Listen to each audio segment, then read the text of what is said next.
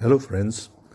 आज मैं जो कहानी आपके सामने पेश करने जा रहा हूँ उसके लेखक हैं उपेंद्र नाथ अश्क। इस कहानी को उन्होंने 1932 में लिखा था, 1932 में। तो तय है कि कहानी उस हिंदुस्तान की है जबकि भारत पाक का बंटवारा नहीं हुआ था और तब लाहौर भारत के पंजाब प्रांत का ही एक हिस्सा हुआ करता था। और हाँ, उस समय के 1 रुपये की कीमत भी आज के मुकाबले करीब 1500 रुपये मानकर ही चलिए। तो पेश है उपेंद्र नाथ अश्क की इसी पृष्ठभूमि पर लिखी हुई दिलचस्प कहानी आविष्कार। डॉक्टर हरि कुमार मेरे अजीज दोस्तों में से एक थे। उनकी गिनती पंजाब के प्रसिद्ध डेंटिस्टों में होती थी। दांतों के इलाज में जो निपुणता उन्हें प्राप्त थी वह उनके समकालीन डॉक्टरों में बहुत कम में ही होगी। बीएससी की परीक्षा पास करने के बाद वे कलकत्ते चले गए थे और वहां से डेंटल सर्जरी की शिक्षा पाकर लौटे थे। लाहौर में निस्बत रोड पे उनकी एक डेंटल सर्जरी की क्लिनिक थी। उनकी ख्याति का सूर्य लाहौर में ही नहीं पूरे प्रांत भर में चमकता था। दूर दूर से लोग इलाज कराने के लिए उनके यहाँ आते थे और स्वास्थ्य लाभ करके चले जाते थे। कलकत्ते से वापस आने के बाद बहुत कम समय में ही उनकी प्रैक्टिस बिल्कुल चमक गई थी। उनके सारे समकालीन साथी उनका मुंह देखते रह गए। वे एक एक दांत उखाड़ने के 10-10 रुपये ले लेते तो भी लोगों का तांता उनके यहाँ बंधा रहता, जबकि दूसरों के यहाँ 1 रुपये पर भी कोई न फटकता था। लेकिन वास्तव में हरि कुमार का चातुर्य या कहें कि उनकी एफिशिएंसी उनके हाथों की अपेक्षा उनकी जबान में अधिक थी। यदि किसी का काम बिगड़ भी जाता तो वे अपनी मीठी बातों से उसका मन ऐसा बहला लेते कि वह उनकी सहृदयता और अच्छे स्वभाव की दाद देता हुआ ही वापस जाता। डॉक्टर हरि कुमार के असिस्टेंट का नाम था प्राणनाथ। मालिक और नौकर का नाता होने पर भी दोनों में गहरा प्रेम था। दोनों बचपन से ही साथ साथ खेले थे, स्कूल और कॉलेज में साथ साथ पढ़े थे। दोनों इकट्ठे खाना खाते, इकट्ठे सिनेमा देखने जाते और इकट्ठे सारा काम करते। डॉक्टर हरि कुमार अपने को मालिक नहीं मानते थे और न ही प्राणनाथ अपने को नौकर समझता था। हाँ, चूंकि हरि कुमार धनी मानी माँ बाप के लड़के थे तो कॉलेज से निकलने के बाद ही वे डेंटल सर्जरी की पढ़ाई करने के लिए कलकत्ते चले गए थे। अब चूंकि प्राणनाथ के माता पिता निर्धन थे, इसलिए वह लाहौर के ही एक डेंटिस्ट से शिक्षा प्राप्त करने लगा था। डॉक्टर हरि कुमार जब कलकत्ते से वापस आए तो उन्हें प्राणनाथ की कुशलता पर आश्चर्य हुआ। जो शिक्षा या कुशलता उन्होंने धन देकर प्राप्त की थी, उससे कहीं ज्यादा प्राणनाथ ने अपनी गरीबी में ही पा लिया था। ये देखकर डॉक्टर हरि कुमार दंग रह गए कि प्राणनाथ ने बड़े बड़े इंग्लैंड और अमेरिका के डॉक्टरों की लिखी हुई किताबों को बिल्कुल घोंट कर पी लिया था। प्राणनाथ को ऐसे ऐसे देशी और विदेशी नुस्खे याद थे जो हरि कुमार के देवताओं को भी न ज्ञात होंगे। धूर्त डॉक्टर हरि कुमार ये बिल्कुल समझ गए कि अगर उन्होंने प्राणनाथ को अपने यहाँ अच्छी तनख्वाह पर अपना असिस्टेंट रख लिया तो ये उनके लिए बहुत ही फायदेमंद होगा। तो डॉक्टर हरि कुमार की ख्याति और प्रसिद्धि का एक रहस्य उनका असिस्टेंट प्राणनाथ भी था। सर्दी के दिन थे, सुबह का समय था, किंतु doctor Hari Kumar surgery room के बाहर वाले कमरे में घबराए हुए चक्कर लगा रहे थे। उनके चेहरे से परेशानी टपक रही थी। उन्होंने उस कमरे का अंतिम चक्कर लगाया और सर्जरी में चले गए। पिछले 2 घंटों से वो एक पेशेंट के दाढ़ की किरचें, मतलब दांतों के टूटे हुए छोटे छोटे टुकड़े निकालने की कोशिश कर रहे थे, पर उन्हें सफलता न मिल रही थी। किरचें निकालना मुश्किल हो ऐसी तो कोई बात नहीं थी, लेकिन मुश्किल ये थी कि पेशेंट इंजेक्शन लगवाने से घबराती थी।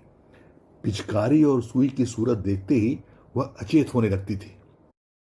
उसके दांतों को हाथ लगाना तक कठिन हो गया था।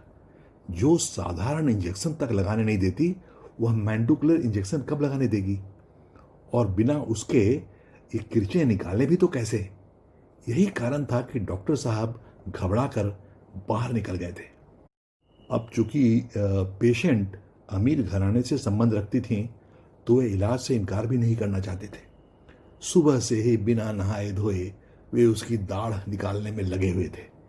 उन्हें खून पसीना करके कमाई हुई अपनी इज्जत पर पानी फिरता हुआ दिखाई दिया। चिंता और परेशानी के कारण इस जाड़े में भी उनके माथे पर पसीना आ गया। सर्जरी में फिर प्रवेश करने पर डॉक्टर साहब अपनी कुर्सी के समीप कुछ क्षण के लिए मूक निस्तब्ध खड़े रहे। हालांकि सामने नाइट्रस ऑक्साइड गैस का अपरेटस पड़ा हुआ था, लेकिन हरि कुमार उसको गैस से बेहोश करने का साहस न जुटा पा रहे थे। वह अत्यंत ही दुबली पतली और कमजोर दिल वाली स्त्री थी। आशंका थी कि गैस से कहीं उसका दम ही न निकल जाए। उन्होंने एक बार कराहती हुई उस महिला के चेहरे को देखा और अपरेटस पर हाथ रखे कुर्सी के इर्द गिर्द घूमे। इज्जत बचाए रखने के लिए वे जोखिम उठाने को तैयार न थे। शायद यह गैस न सह सके, पेशेंट के पति लाला जुगल किशोर ने कहा। डॉक्टर साहब का हाथ अपरेटस से फिसल गया और वे हताश से खड़े रह गए। मेरा ख्याल है कि इन्हें अस्पताल ले जाकर के सिविल सर्जन को दिखलाऊं, लाला जुगल किशोर ने फिर कहा। अब डॉक्टर साहब घबराए। उन्होंने कहा, नहीं नहीं, आप इन्हें आराम करने दें। मेरा असिस्टेंट अभी लेबोरेटरी में है, उसके आने पर मैं एक खास प्रिपरेशन तैयार करके ये किरचें निकाल दूंगा। घबराइए नहीं। यह कहकर डॉक्टर सर्जरी रूम से बाहर निकल आए और अपने प्राइवेट कमरे में जाकर काउच पर धंस गए। यदि लाला जुगल किशोर आदमी की आकृति से उसकी मन की बात समझने का तनिक भी ज्ञान रखते, तो उन्हें समझ में आ जाता कि डॉक्टर हरि कुमार एकदम से झूठ बोल रहे हैं। न डॉक्टर साहब इस तरह से किरचें निकाल सकते थे और न ही उनके पास कोई प्रिपरेशन ही था। वे केवल कुछ समय चाहते थे जिसमें कि वे लाला जी को खुश करने के लिए कोई बहाना ढूंढ सकें। उन्हें वे इस प्रकार अपने हाथ से जाने देना न चाहते थे। डॉक्टर साहब काउच पर बैठे हुए सोच रहे थे, पर कुछ समझ नहीं आ रहा था। आज उन्हें कुछ कहने के लिए शब्द तक सूझ नहीं रहे थे। उनका अनुभव, उनकी बुद्धि, चालाकी सब बेकार हो गए थे। पेशेंट इंजेक्शन कराने को राजी न थी, गैस वे दे न सकते थे और बिना उसके दांत के उन छोटे छोटे टुकड़ों को निकालना नितांत असंभव था। डॉक्टर साहब खोए खोए चुपचाप बैठे रहे।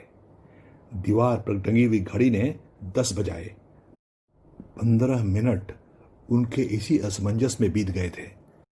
आखिर वे एक दीर्घ निश्वास छोड़कर उठ खड़े हुए। उन्होंने सोचा कि मौके पर जो भी बहाना सूझ पड़ेगा कह देंगे, और कर भी क्या सकते हैं। उस समय उनके हृदय में एक प्रबल आकांक्षा उठी। काश कोई ऐसी दवा होती जिससे दांत बिना कष्ट के अपने आप ही निकल जाते। खैर, डॉक्टर जी, डॉक्टर जी। तभी प्राणनाथ ने सहसा आकर डॉक्टर साहब के कंधों को थपथपाया। डॉक्टर हरि कुमार ने चिंता के कारण झुका हुआ अपना सिर ऊपर उठाया। उनकी दुखी आंखें प्राणनाथ की मुस्कुराती हुई आंखों से चार हुईं। प्राणनाथ के हाथ ढीले पड़ गए। दूसरे ही क्षण काउच पर बैठकर वह डॉक्टर साहब के चिंतित मुख को देखने लगा। अंदर से पेशेंट के कराहने की आवाज आई। ऐसे अवसर पर डॉक्टर साहब सदैव प्राणनाथ से कंसल्ट किया करते थे। वे बोले, अजीब समस्या उपस्थित है प्राण। अंदर सर्जरी में लाला जुगल किशोर की पत्नी बैठी हुई है। उनकी दाईं दाढ़ बिल्कुल टूट गई है। ये कमबख्त समय से कभी डेंटिस्ट के पास आते नहीं और बाद में जब दाढ़ बेकार हो जाती है तो उनके सिर पर आके सवार हो जाते हैं। इंजेक्शन ये औरत करने नहीं देती और कमजोरी के कारण मैं उसे गैस देने का साहस नहीं कर पा रहा। अजीब मुसीबत में पड़ गया हूं। बस बस, यही मौका है, प्राणनाथ ने उनकी बात काटते हुए कहा। आजमाइश भी हो जाएगी। और उल्लास से उसका चेहरा दुगना हो गया। डॉक्टर साहब की समझ में कुछ ना आया। वे बुद्ध बने प्राणनाथ की ओर ताकते रहे। प्राणनाथ डॉक्टर साहब के सामने खड़ा हो गया। उसके चेहरे से गंभीरता टपकने लगी। उसने जेब से एक शीशी निकाली जिसमें लाल रंग की कोई गाढ़ी गाढ़ी चीज थी। उसने कहा, इसमें वह दवा है डॉक्टर साहब जिसकी जरूरत आज सारे संसार को है।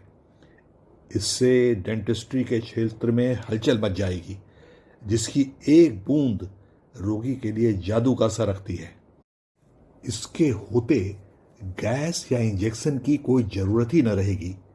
एक बूंद दांत के ऊपर लगा दीजिए, कुछ ही क्षणों में मसूड़े स्वयं ही दांत छोड़ देंगे। डॉक्टर साहब हंस दिए, बोले, यह हंसी का समय नहीं है प्राणनाथ कि तुम मदारियों और मजमा लगाने वालों की तरह भाषण दो। प्राण मुस्कुराया, फिर अत्यधिक गंभीर होकर बोला, हंसी कौन करता है साहब? मेरी आज बरसों की मेहनत सफल हो गई है। आज वह दवा तैयार हो गई जिसका आविष्कार करने के लिए मेरा दिन का चैन और रातों की नींद तक हराम हो गई थी। डॉक्टर हरि कुमार चुपचाप प्राणनाथ के मुंह की ओर ताकते रहे। वे पेशेंट का दुख और अपनी परेशानी सब कुछ भूल गए। प्राणनाथ ने शीशी को देखते हुए कहा, और मजे की बात यह है कि जिस दांत पर लगाई जाएगी ना, वही गिरेगा, दूसरे को तनिक भी हानि न पहुंचेगी। मैंने इसे एक कुत्ते के दांतों पर लगाकर आजमा भी लिया है। डॉक्टर साहब को उसकी बातों पर बिल्कुल विश्वास न हुआ। हो भी कैसे सकता? वे कैसे मान लेते कि जिस दवाई को हजारों प्रयोगों के बाद यूरोप और अमेरिका के डॉक्टर तक तैयार न कर सके, उसे लाहौर के एक कोने में बैठे हुए उनके असिस्टेंट ने तैयार कर लिया है। प्राण ने उनकी उधेड़बुन की ओर बिल्कुल ध्यान नहीं दिया। वह उनका हाथ थामे उन्हें सर्जरी रूम में ले गया। उसने रुई के टुकड़े को शीशी में भिगोकर रोगिणी के ताड़ के ऊपर दवा लगाई और उसे तस्तरी पर मुंह झुकाने के लिए कहा। और यह क्या, कुछ ही क्षणों में दांत के छोटे छोटे टुकड़े खुद ब खुद तस्तरी में गिर पड़े और रोगिणी का कष्ट दूर हो गया। हरि कुमार प्राणनाथ के मुंह की ओर टकटकी बांधे देखते रहे। उन्हें ऐसा लगा जैसे वे काम करते करते ऊँग गए हों और सपने में कोई जादूगर उन्हें कोई खेल दिखा रहा हो। भ्रम दूर करने को उन्होंने अपनी आंखें मली, खिड़की के बाहर देखा। सब कुछ सत्य था। सामने कुर्सी पर लाला जुगल किशोर की पत्नी बैठी थी। उसके मुंह पर शांति की लहर थी और बाहर लाला साहब की कार खड़ी थी। शोफर मजे से सिगरेट पी रहा था और धूप की किरणें खिड़की से छन छन कर सर्जरी में आ रही थी। इसका मतलब डॉक्टर हरि कुमार सपना नहीं देख रहे थे। कुछ ही समय में इस आविष्कार की ख्याति भारत भर में फैल गई। सब अखबारों में उसके विज्ञापन निकलने लगे। संपादकों ने अपने एडिटोरियल्स पर इसकी काफ़ी तारीफ की। डॉक्टर हरि कुमार को बैठे बिठाए खजाना हाथ लग गया। प्राणनाथ सारा दिन लेबोरेटरी में बंद रहता और दवा तैयार करता। शाम को वह शीशियों में बंद की जाती और दूसरे दिन बाहर भेज दी जाती। धन पानी की तरह बरसने लगा। प्राणनाथ रुपया लगा नहीं सकता था बेचारा। यह काम उसने डॉक्टर साहब पर छोड़ दिया और दवा तैयार करने का बोझ उसने अपने कंधों पर ले लिया। स्मार्ट एंड कंपनी के नाम से कंपनी की नींव रखी गई। दवा का नाम एरोमा रखा गया। कुछ ही महीनों में देश विदेश में दवा के चर्चे होने लगे। रसायन क्षेत्र में शोर मच गया। लोग 50 रुपये की एक शीशी मंगाते और अपने तो क्या, अपने पड़ोसियों तक के दांत निकाल देते। दवा का आविष्कार किसने किया है, इस बात का पता ठीक ठीक किसी को भी न था। तरह तरह के अनुमान भिड़ाए जाते थे। कोई डॉक्टर हरि कुमार को इसका आविष्कारक मानता तो कोई कहता कि उन्होंने जर्मनी से केमिस्ट बुलवाया है, किंतु प्राणनाथ का नाम कोई नहीं लेता था। डॉक्टर हरि कुमार इन अफवाहों को सुनते और चाहते, कैसा ही अच्छा होता यदि मैं इस दवा का आविष्कारक होता। एक बड़ा भारी कारखाना खोलता, सारे संसार में मेरी ख्याति बिजली की तरह कौंध जाती। लोग चिरकाल तक मेरे नाम को याद रखते। उनका चित्त दिन दिन महत्वाकांक्षा और स्वार्थ के अथाह सागर में डूबता उतराता। लेकिन उन्हें हमेशा यह खटका भी लगा रहता कि कहीं प्राण मुझसे अपना रिलेशन न तोड़ ले। सोचते, यदि कहीं प्राण मुझसे अलग हो गया तो कहीं का न रहूंगा, सारी ख्याति मिट्टी में मिल जाएगी। भविष्य का सुंदर और सुनहरा दुर्ग क्षण भर में धराशायी हो जाएगा और प्राणनाथ यह ऐश करेगा। संसार उसकी प्रशंसा करेगा, पेपर्स उसके फोटो छापेंगे। रुपया मैंने लगाया, प्रयोग करने के लिए प्रयोगशाला उसे मैंने दी। अब वह जब मुझसे अलग हो जाएगा तो दूध की मक्खी की तरह मुझे निकाल फेंकेगा। डॉक्टर साहब को इस थोड़े समय में ही हजारों रुपए मिल चुके थे, पर उनका संदेह किसी प्रकार दूर ही ना होता था।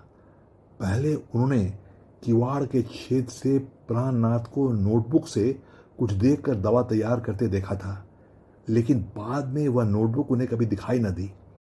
चूंकि प्राणनाथ को दवा का नुस्खा कंठस्थ था, तो उसे अब नोटबुक की जरूरत ही न थी। डॉक्टर साहब इस फेर में लग गए कि किसी तरह से उस नोटबुक को पार कर लिया जाए, लेकिन यह मौका उन्हें मिल ही न रहा था।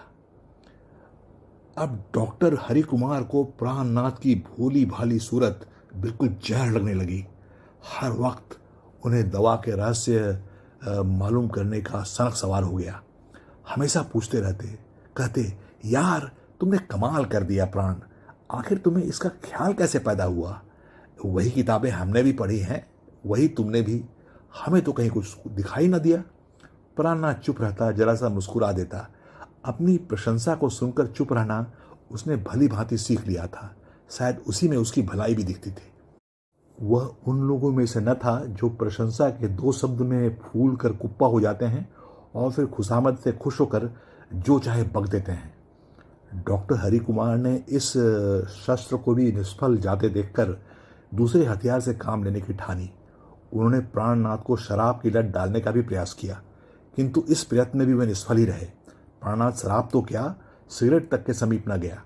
और डॉक्टर हरि कुमार जब अपना सारा हथियार चला चुके और फिर भी उन्हें वो नोटबुक या उस दवा का फॉर्मूला पता न चला, तो वे एक हारे हुए योद्धा की भांति चुपचाप थक कर बैठ गए। पर वे निश्चिंत हो गए हों यह बात न थी। उनके दिन और रातें इसी समस्या का हल खोजने में गुजरती। उनके स्वभाव में चिड़चिड़ापन आ गया था। उन्हें अपने शरीर का, अपने स्वास्थ्य का कोई ध्यान न रहा। ज्यों ज्यों ऑर्डर अधिक संख्या में आने लगे, उनकी व्याकुलता भी बढ़ने लगी। वे अपने शरीर की ओर से बिल्कुल बेपरवाह हो गए। उनका स्वास्थ्य लगातार गिरने लगा। अपने किसी भी निजी कार्य को करने का उन्हें बिल्कुल ही मन न होता था। यह सब कुछ हालांकि था, पर प्राणनाथ के साथ उनके व्यवहार में कोई अंतर न आया। उससे वे सदा मुस्कुराते हुए मिलते, उसकी खुशामद करने में, उससे मीठी मीठी बात करने में कभी कोई कमी न रखते। कैसे भी हो, कुछ भी हो, ये फॉर्मूला चाहिए ही चाहिए। संध्या का समय था।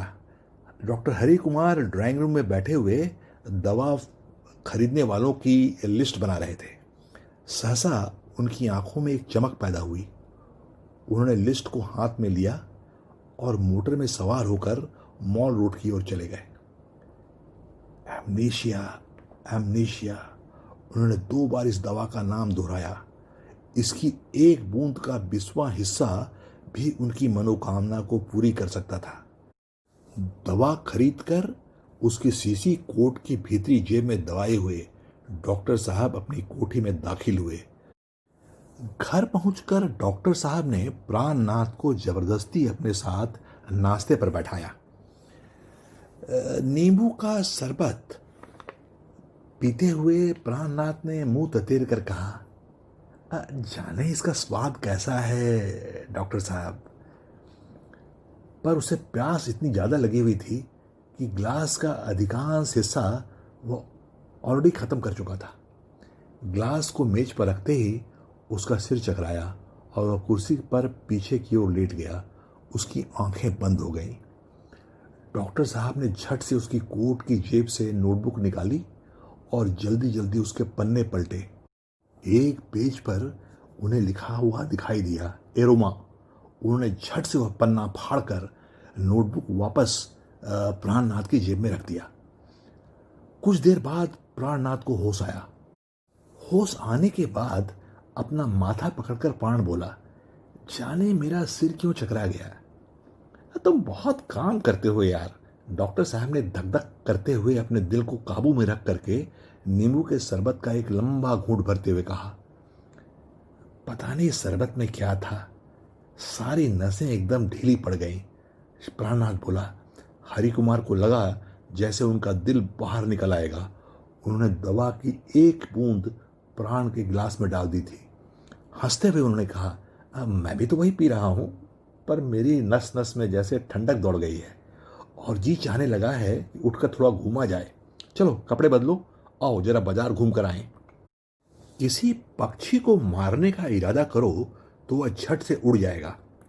फिर प्राणनाथ तो मनुष्य था, वह कैसे डॉक्टर हरिकुमार के कुत्सित इरादों को न भांप जाता। उसे कुछ कुछ आशंका अवश्य हो गई थी। जब कपड़े बदलकर वह लेबोरेटरी के बाहर निकला तो नोटबुक को उसने बाहर जलती हुई अंगीठी में फेंक दिया। नुस्खा तो उसे कंठस्थ था ही, नोटबुक की उसे अब कोई जरूरत नहीं थी। रात को डॉक्टर हरिकुमार सो न सके, बीसियों सुख स्वप्न देखते रहे। उन्होंने कांटे को परे हटाकर अपने रास्ते को साफ करने का इरादा कर लिया था। अब उनका नाम एरोमा के आविष्कारक की हैसियत से प्रसिद्ध होगा। पहले वे डॉक्टर थे, केवल डॉक्टर, लेकिन अब वे एरोमा के आविष्कारक होंगे, उस एरोमा के जिसने दुनिया में तहलका मचा दिया था। दिन गुजरते गए। प्राणनाथ को एक तरह से उन्होंने विवश कर दिया था कि वह स्थायी रूप से उनके यहां आकर ही रहना शुरू कर दे। वे उसके भोजन में टॉर्कल की एक सीमित मात्रा देने लगे। यह एक ऐसा स्लो पॉइजन था जिससे प्राणनाथ को वे बेखटके अपने रास्ते से हटा सकते थे।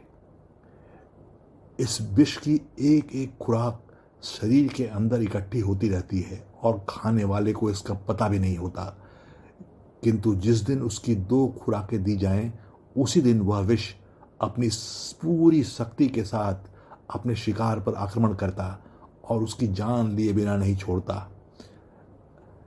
शनिवार का दिन था। लाहौर में बलिदान सिनेमा ने सनसनी पैदा कर रखी थी। शहर में पहली बार यह फिल्म कैपिटल हॉल में लगी थी। प्राणनाथ भी यह फिल्म देखना चाहता था। उसने डॉक्टर साहब से शनिवार को सिनेमा जाने की इजाज़त मांगी। डॉक्टर साहब ने इस अवसर को बिल्कुल सही माना। प्राणनाथ के सिनेमा जाने से पहले उसकी चाय के साथ उन्होंने विष की 2 खुराकें उसे दे दी। प्राणनाथ सिनेमा देखने चला गया। हॉल में रोशनी हो गई थी। इंटरवल में लोग उठकर बाहर जाने लगे थे। प्राणनाथ अपनी सीट पर निश्चेष्ट पड़ा हुआ था। उसके निकट बैठने वालों ने उसे देखा, समझे कि सो रहा है, किंतु सिनेमा खत्म होने के बाद भी जब वह उसी तरह गतिहीन रहा तो उन्हें आशंका हुई। इसके बाद एकाएक हॉल में शोर मच गया। प्राणनाथ मर चुका था। उसका शव बाहर लाया गया। 2-3 डॉक्टर भी वहां उपस्थित थे। उन्होंने फतवा दे दिया कि इसकी मृत्यु हृदय गति बंद हो जाने से हुई है। उसकी जेब से स्मार्ट एंड कंपनी के कागज निकले तो उसे उसी पते पर वहां पहुंचा दिया गया। डॉक्टर हरिकुमार ने जब प्राणनाथ के शव को देखा तो धाड़े मार मार कर रोने लगे। उन मगरमच्छ के आंसुओं को सच्चे समझकर आसपास खड़े दूसरे लोग भी रो पड़े। प्राणनाथ की मौत के बाद डॉक्टर हरिकुमार कुछ दिन तक उसके घर पर ही रहे। वे उसके माँ बाप को सांत्वना देते और कहते, आपका बच्चा नहीं मरा, मेरा भाई मर गया है। लोग यह देखकर कहते कि डॉक्टर हरिकुमार आदमी नहीं, बिल्कुल देवता हैं। दिन बीते। जब सब और शांति हो गई तो डॉक्टर साहब एरोमा बनाने को तैयार हुए। जब से उन्होंने प्राणनाथ को स्लो पॉइजन देना शुरू किया था, तब से ही उन्होंने एरोमा में पड़ने वाले सारी चीज़ों का लिस्ट तैयार किया था और उन्हें खरीदना शुरू कर दिया था। सिर्फ एक बूटी की कमी थी, जो वह भी उन्होंने एक हकीम से पूछकर मंगा ली थी। प्राणनाथ ने एरोमा के फॉर्मूले में देशी और अंग्रेजी दोनों तरह की दवाओं से काम लिया था। दोपहर का समय था।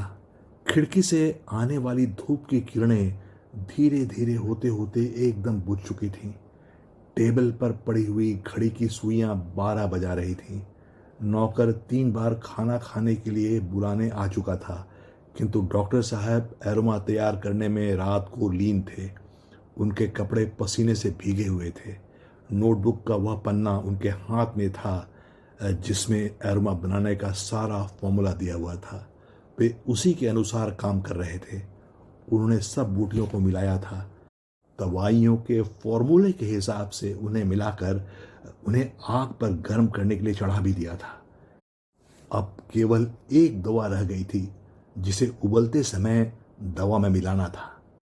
15 मिनट गुजर गए। दवा उबलने लगी। उन्होंने मुंह बर्तन के पास ले जाकर उबलती हुई दवा को देखा और दूसरी शीशी उसमें उड़ेल दी।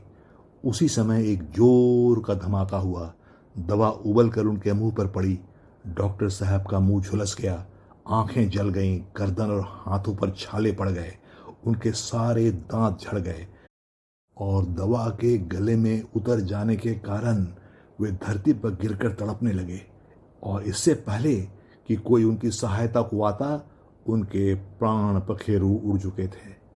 वह यूं था कि फॉर्मूले में कहीं यह लिखा हुआ नहीं था कि कितने फ़ारेनहाइट की डिग्री पर दवा को गर्म करना है और कितने समय तक खौलाना है। और अधिक खौलने के कारण यह दुर्घटना हो गई थी। एरोमा का नुस्खा उनके हाथ से गिरकर कब का आग की भेंट हो चुका था। तो दोस्तों, ये थी आज की कहानी आविष्कार।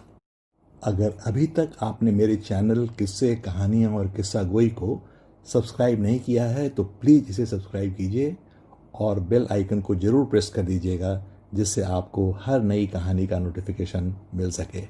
तो बस आज के लिए इजाज़त चाहता हूँ।